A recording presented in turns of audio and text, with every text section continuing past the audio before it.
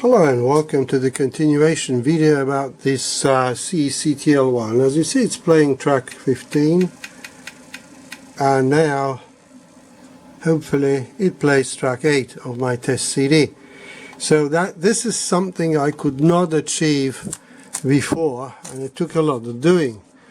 As you might remember from my previous one, I was blaming it on maybe extra weight added to the puck, damaging the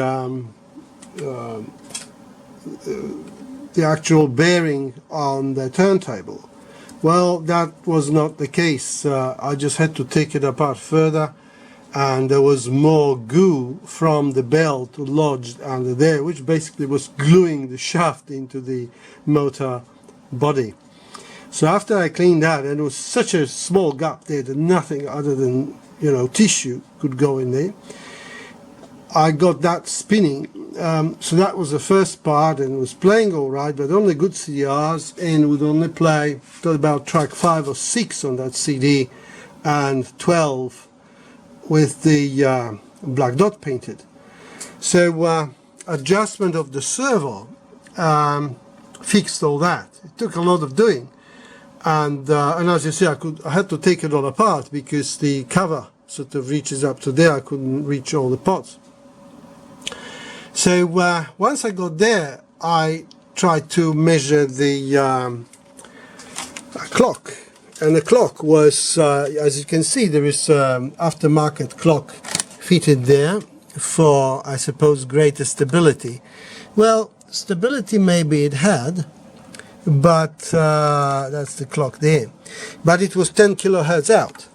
So, as you see, it's no good having stability if you don't have an appropriate frequency. And that took about 10 minutes to settle. And so what happened was that I tried to adjust it, but 10 kilohertz was the best I could do. And after some time, it has sort of kicked in, and then I adjusted it to the perfect value. So now, after all this blabbering, I can tell you more about the mods. Unlike the mods done by machinists in Melbourne, you see, somebody here had more sense. And all those black capacitors are black gates, but you see, they have a right size for the job. And I don't know if black gate sounds better or not, but they certainly, in the days that they were made in, they were very resistant to temperature.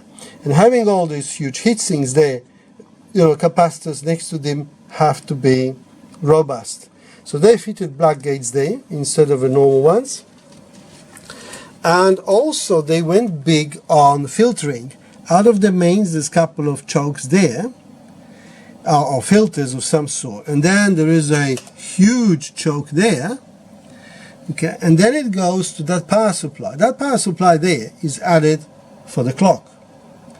And what they have also done, there is a PCB here, which is a Sanyo PCB, and they've run silver wires coated in Teflon, and they put a couple of filters on that as well. I haven't as yet measured the output trace of the AES EBU. They've left the SPD alone, so obviously they concentrated on that. So this is now fixed. I just have to put it all back together.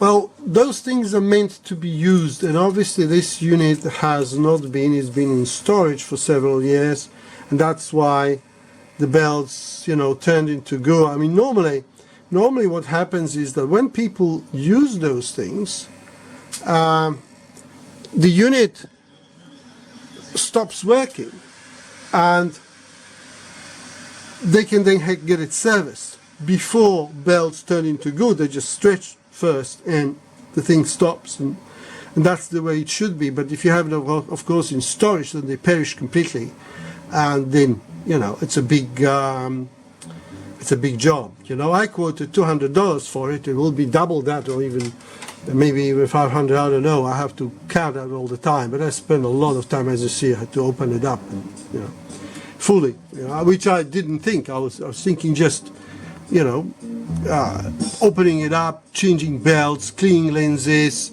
maybe a little adjustment, but it just turned out into a big job. Well, thank you very much for your attention, and till the next one. Bye-bye.